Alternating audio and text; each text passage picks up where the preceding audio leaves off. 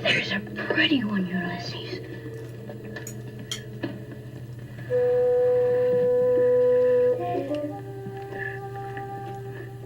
There it is. Hello, BookTube. I'm Sean of Sean Breathes Books. If you didn't tune in to last week's Friday Reads, you might not know that I changed my name. I'm no longer Sean the Book Maniac. Please call me Sean of Sean Breathes Books. And I am flustered and distracted, so it's taken me into and a little bit under the weather. So it's now 2:30 in the afternoon. I have gotten the mystery guest video edited, which is about half of the editing work for a Friday Reads these days. And I'm going to shorten the other part of the Friday Reads just because I'm not really up to doing a fulsome job of telling you all the other stuff. So what I'm distracted by is I'm in the middle of a landlord-tenant dispute, which just kind of cropped up out of nowhere. I don't want to talk about it here, but it's actually gave me a boost of adrenaline to make this video because I think I'm going to win. But hate that stuff. Hate anything that breaks me out of my reading groove, and that very much has. And I started to feel sick yesterday. Feel better today, but I started to feel sick yesterday, and then the Trump verdict was announced. Hallelujah! And I felt much better and watched that for the rest of the day, so I didn't get as much reading done. Until then, I had a fabulous reading week. I'll get to that. I also went to the farewell for Meredith Hambrock at the Saskatoon Public Library at the Alice Turner branch. She's the writer-in-resident. She's been on my channel a couple times, and she's wonderful. And she had organized a reading of some of the local writers that she'd helped them with their manuscripts. And oh my God, what a delight. That's all I'll say. But I have a few more interesting writers in town that I want to interview. Stay tuned for that. It was just exactly what the doctor ordered, but maybe it was being out at night, waiting for the bus without a jacket that got the cold. I don't think I believe that colds start that way. But anyway, without further ado, yet another absolutely fascinating mystery guest. Let's meet that person. And today's mystery guest is the writer Suzanne Scanlan, joining us from Chicago. And she is the author of a recently published memoir just a few weeks ago called Committed: On Meaning and Mad Women. Welcome, Suzanne. Thank you. Thanks for having me. Oh, it's so great to meet you. And you came onto my radar because a previous mystery guest who wrote one of the best books I've read in the last few years, Amina Kane, was raving about your memoir before it was even published. I'm a big fan of Amina's too. So you and me both. Right. And I have just started reading Committed. I'm doing it as a buddy read with another booktuber who lives in Maine, and we're both already deeply engrossed. So I might have a few comments based on the first 100 or so pages. But my first question for you, Suzanne, is I read in an article on the where it was said in the introduction to the interview that you view your two previous novels, Promising Young Women and Her 37th Year and Index, as being part of an ongoing project in which you also situate this memoir. Can you say a little bit about that? Yes, I think that I'm one of those writers, and I read these writers who I'm always working with autobiography material from my life, and yet it's never the same, right? We all know as we age, as we come to different perspectives and understanding, go through different experiences, our relationship to the past changes. So I'm interested in that as a project. I'm interested in sort of how kind of self-understanding shifts over time. And for me, I suppose this was revisiting this material, specifically that I wrote about in fiction in my first book, revisiting from this many years later, and from within the genre and the expectations of the genre of nonfiction or memoir, it was a completely different experience. So it's a completely different book, but I was able to write it because I felt like I have new insight and that this genre would open up different possibilities for me to work through it that way. My mind is flashing to, is it a Samuel Beckett play, Trapp's Last Tape, which is about him constantly revisiting the same previous life experience in the form of a journal on cassette tape, I believe. That's right. And he's 30. Crap is 39 years old, which I find hilarious now from my age, but yeah. Absolutely. That's fascinating. So give us a little intro to what Committed on Meaning and Mad Women is all about.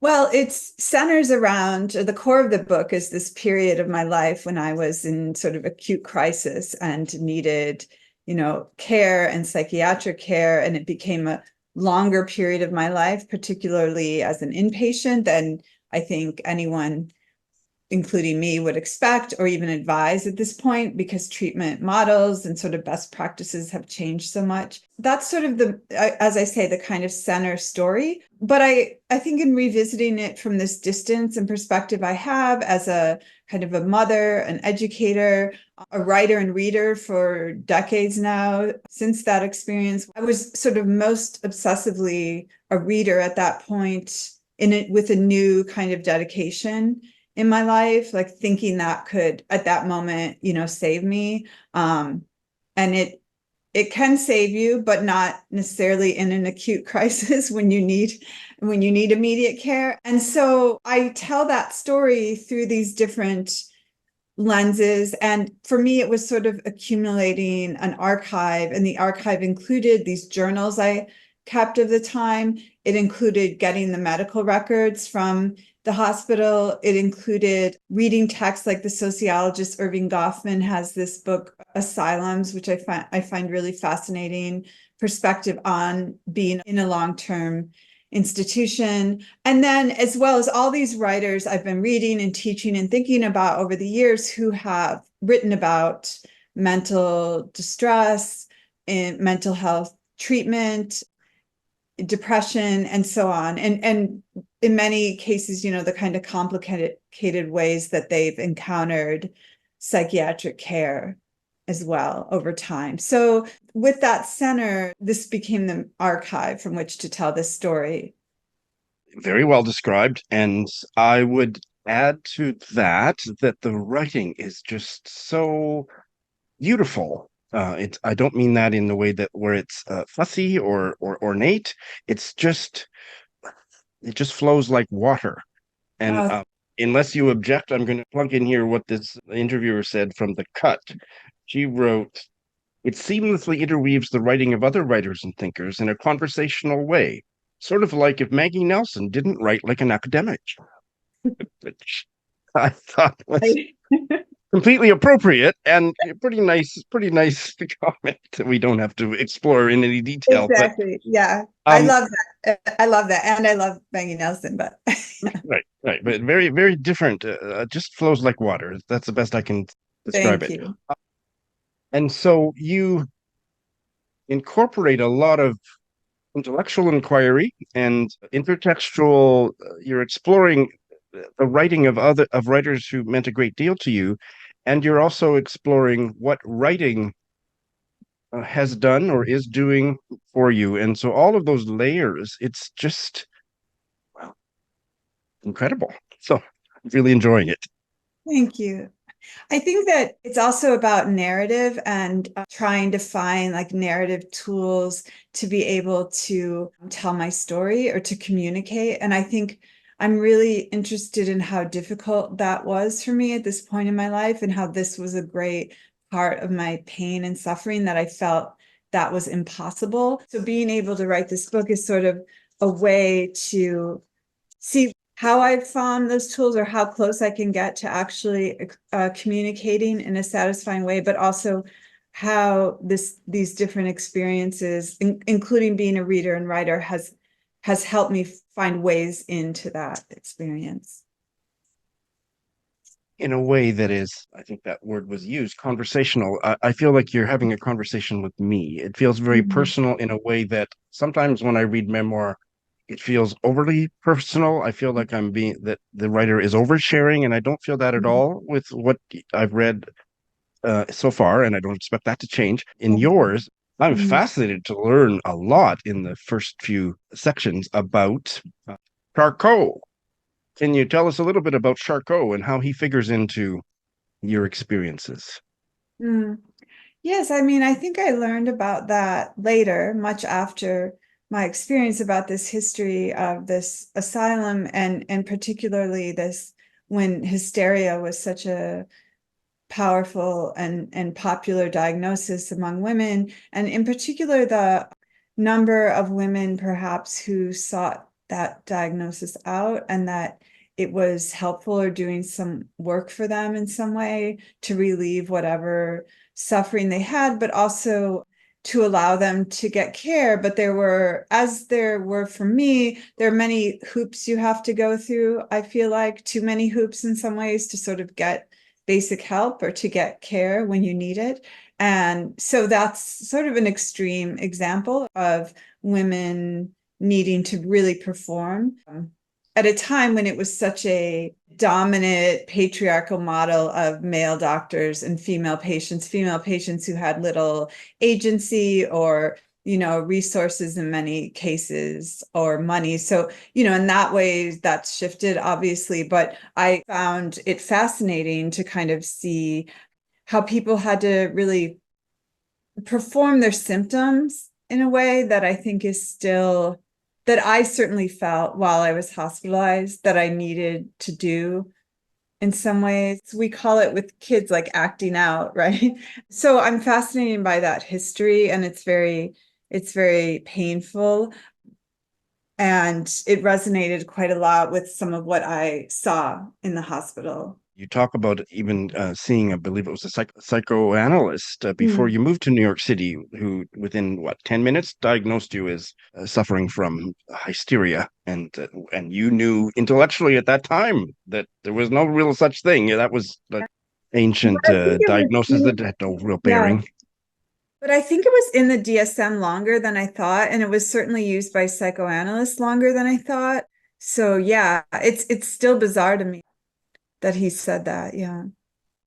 Don't get me started on psychoanalysis. And in fact, the last thing I want to say about the book before we move on to other topics is there is just, you write about these issues in such a nuanced way where you allow for that there's certain things of value in amongst all the crud, which I really appreciate. And it's not like fair and balanced. I don't mean that stupidity that's happening in mainstream media, but it's not simple, and you allow that to just be on the page. And we had a short chat before I turned the recorder on, and so you're not in a place where you have much to say in terms of what you're working on now, because you're very busy on book tours and whatnot with this book. But what would you like to say about current writing projects?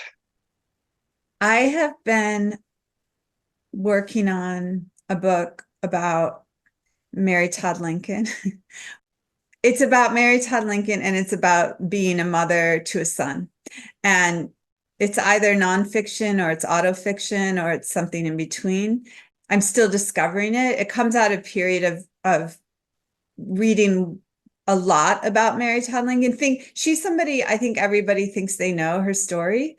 It's such a dramatic and sort of caricatured and grotesque story in many ways, and as a figure. And of course, she's such like the embarrassing sidekick in some ways to the elevation of Abraham Lincoln. There's a number of wonderful books I've discovered about her. Once I went down that rabbit hole, I found some really fascinating books. So that's one kind of center of the book. And that's about all I can say now, because I'm still discovering it. But that's one of the obsessions at the core of it. Well, it makes sense as kind of the next obsession within this grand writing project that fits right in. Absolutely. So what's it like being on a big book tour and everybody wants a piece of you?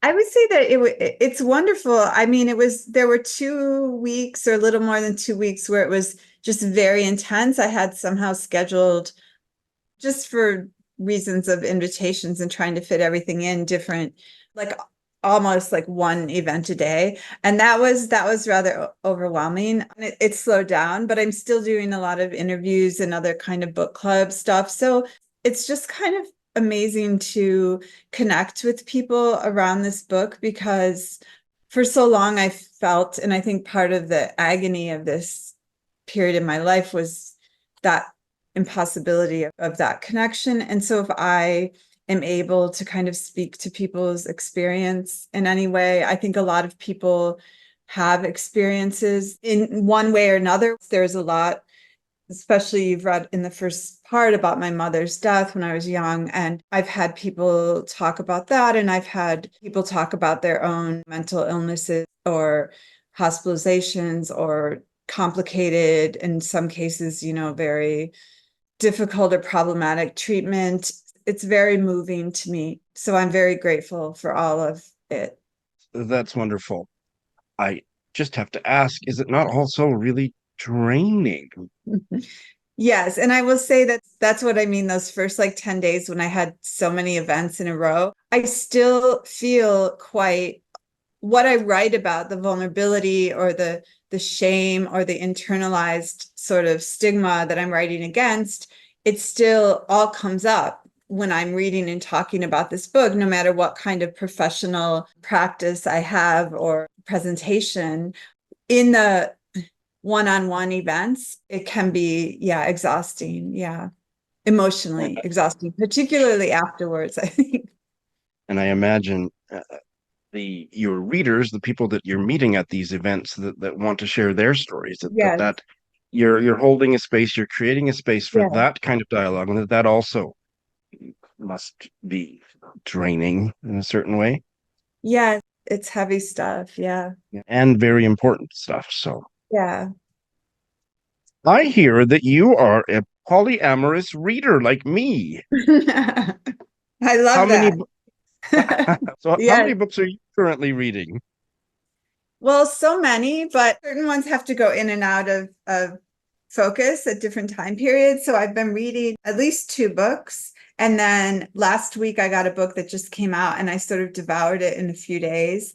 But now I'm back to a couple others that I've been savoring and that I can take slowly. I'm also reading a student's manuscript. So that is a 300-page book that I won't talk about, but that's another way my reading shifts. I am aware of both the joys of polyamorous reading, but also the stresses that it can cause. How do you manage it? I know a lot of readers who read more than one book. They say, okay, one audiobook, one ebook, and one paper book, or one nonfiction, one fiction, or one poetry or something. Do you do any of those kinds of things? Yeah, I don't think I say that, but I think that that's what happens for sure, because I am reading a novel, but I also, the other book I've been really in and out of a lot is more memoir, nonfiction. And then I read poetry poetry I don't read straight through, but I certainly go in and out of. So that's always sprinkled in there. Just before I ask you what you have been reading, I would like to, as a kind of segue into that, there is so much in Committed that is so rich about being a reader, being a writer too, but being a reader that I'm just lapping it up. So I'm going to read a couple sentences and then see how this kind of resonates with what you're reading right now in your life. It is a chemical reaction. It is magic, I've always thought. That moment of reception between reader and book. The time must be right. You can't plan it. That vulnerability, that blur between self and text. It is that powerful. It will make and unmake you if you let it. So, what are you reading now, Suzanne Scanlan? I'll start with a couple recent reads. Is that okay? And then that I've completed. The first is this book by a Danish writer, Finny Gråbøl, and this came out on the same publication day as my book. And Archipelago Books, it's a translation from Danish. And the title there, What Kingdom, is a reference within the movie Girl Interrupted. I wouldn't have known, but it's this really fascinating, sharp, poetic, elegant book, almost closer to prose poetry. She's a poet, and you can really see that in the prose here, about psychiatric care from the perspective of someone 20 years younger than me and Danish, and it's so in a different contemporary context. It's quite moving. It's quite powerful. There's ways in which I feel like it's so familiar to me, the material, and then other ways that it's revelatory and new and so unlike my own experience. And there's a wonderful narrative distance that goes sort of in and out, closer to the experience and further to the away from the experience. So similar to what I'm talking about with Erving Goffman, at times there's this narrator who's able to view like the rooms, the precision of the rooms, or the way the institution is set up. It's less cold like an institution. It feels like a far more humane psychiatric treatment and care. But I think the narrative approach sort of plays with that, sort of plays with the kind of personal first person close to the experience and then the distance away from it. So allows us to sort of see it from different angles. So it's quite beautiful. And I was lucky to read it early before it came out. Well, I am fantasizing about the two of you in conversation. That would make a great video. Yes, I'd love to do that. We have talked about it, so I hope that will happen. Yeah. And another book I think you know or probably read is Danielle Dutton's new collection of prose, and it came out a week after mine, Prairie, Dresses, Art, Other. And Danielle is one of my favorite writers, and it's a wonderful book in that it's a collection of fiction, essay, sort of hybrid genre, a play. It ends with a one-act play, which I just love, that sort of explosion of genre and playing with genres and this kind of decision to include them all in this collection. I love Danielle's narrator, especially in her fiction in these early pieces. There's this very vivid sense of this kind of the terror beneath the surface of things and the danger, as well as a very sharp awareness of the beauty of the world. I mean, the prairie, the beauty of the natural world, but also the danger of it, the beauty of the kind of sensual world. There's a story about dresses, which is a collection of dresses written by so many different writers, descriptions of dresses. So it's just such a pleasure to read, and Danielle's mind and her fiction is thrilling on a sentence level. Like I'm always surprised and admiring of her sentences. So that one I have not read. It's on my radar because I, like you, loved Margaret the First. yes. And then I was also intrigued by the word prairie in the title because I'm living in Saskatchewan, which is prairie, and I don't know where she grew up, but I was curious to see what that part of the book was going to be all about. Yes, she's in St. Louis area, but okay. I think the prairie in general, you'll find connection. So then 2 books I've been reading slowly. One is, I don't know if you know this book, Frederick Exley's A Fan's Notes. This came on my radar. 2 different writers recently have told me about this book. And so I felt like it was worth checking out. It's kind of a famous book that I was never really on my radar. And in many ways, it wouldn't be a book I would want to read because it reminds me a little bit of the experience I had in the past of reading Philip Roth, where I read some of his novels when I was younger, not in a long time, that were so enjoyable, so readable, as they say, so pleasurable, and yet also so offensive. The narrator could be so offensive, and that's something of the experience here. But a lot of it is about being in a mental hospital and going in and out of this mental hospital. So I think that's why one writer in particular asked me or told me, wanted to know what I thought of it. And I'm just loving it and taking it slow. And even when I'm offended by it and horrified by like the misogyny, for example, it's that kind of cognitive dissonance of, this is an unreliable narrator in many ways. I just love a book where I feel like I could just read it and enjoy it for what it is, for the prose, for the narrator. I don't use this term in general, like readable. The book is so readable. I hear people use that. But then when I read a book like this, I completely know what they mean. It's so readable. Like I had another book I won't name that I thought I would love, and I picked it up the other day, and it's just not readable. I admire what's in it, but I found it like so hard to stick with it. Whereas this book, it's just a joy. It's like a page turner. So I totally get that. And if it's not a spoiler to say, what's the title about? A Fan's Notes. Oh, well, that's the other, that's what's fascinating, I think, for me too, is not just the material of the mental hospital and being this writer, but feeling like a failure, as well as he's in Chicago for part of it. And I love the Chicago in like the 1950s because a lot of it, the area is quite familiar to where I live or have lived, but the time period was so different. But I think it's playing with genre because it's described as a fictional memoir. It's fiction, but he's playing with the idea that this is autobiography, this is memoir. So I'm really intrigued by that. And I think the fans' notes is just, the notes gives it this informal quality. He's also obsessed with football, which again is not at all my interest. So I love a book that I can be interested in, even though like I would never think I wanted to read about football, right? So Well, I was going to say it's not your namesake, but it's a similar surname. Is it Kathryn Scanlan's book about a horse racing jockey or horse oh racing? yes, Racing? yeah, Different it is spelling. right. And Different and I, spelling. in the same way, I was not the slightest bit interested in horse racing or Oh, anything, but I just fell into yeah. that book and didn't want to come out. So, Oh, I have to read it. It's on my list. Yeah. yeah.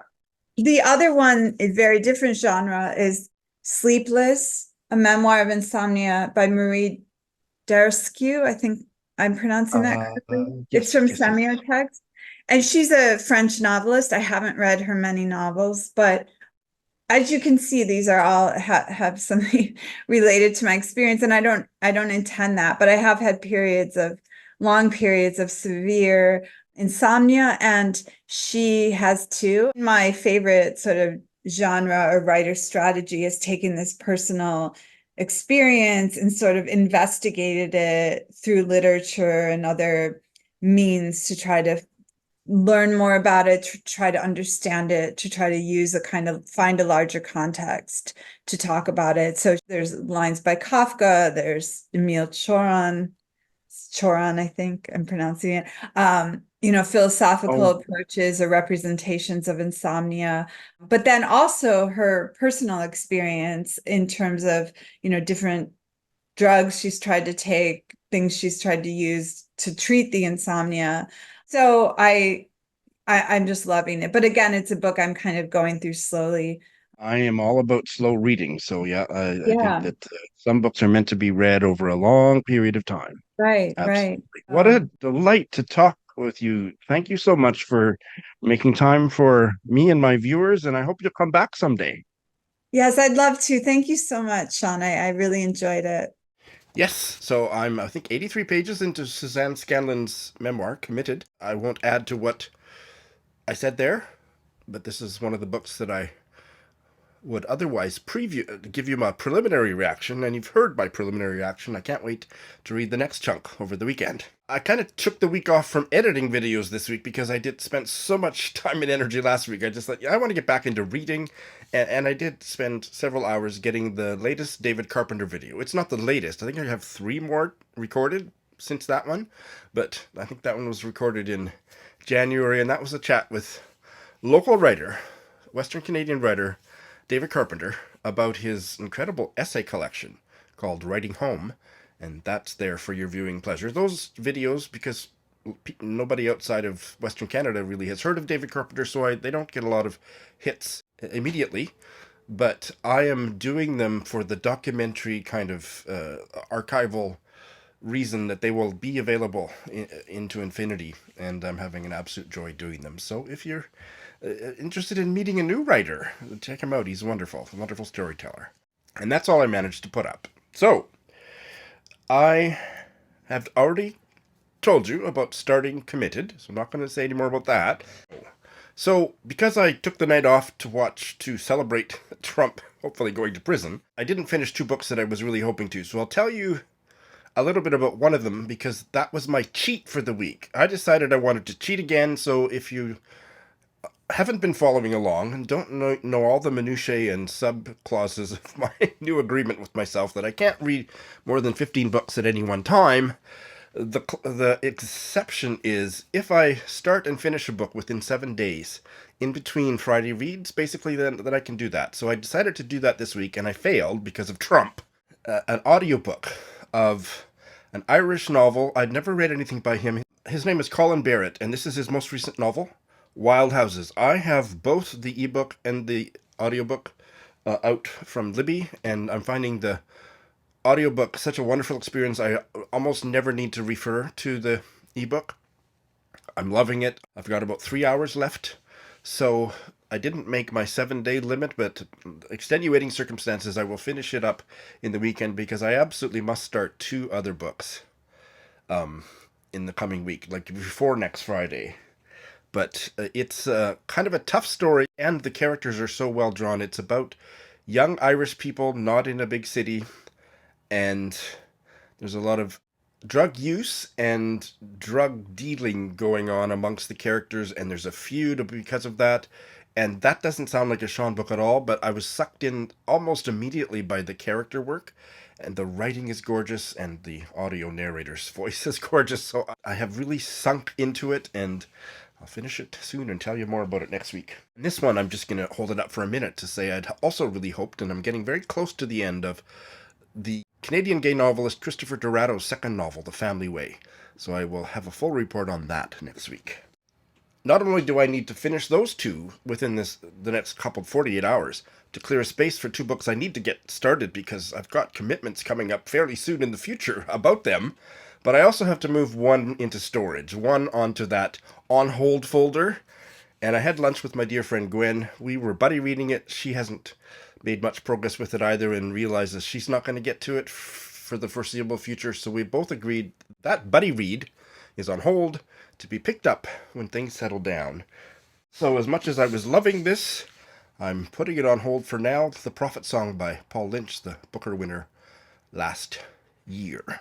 Now that clears a space. So stay tuned for more about that because I'm actually starting 3 books because now I'm all getting all confused here. I hope that you're not as muddled as I am right now. Now I'm going to move on to tell you that I did finish 1 book, and that's the one I was reading to Mary Jean, The Unselected Journals of Emma M. Lyon, Volume 2. And some subscribers told me that I would get more hooked by Volume 2, and that's indeed what happened.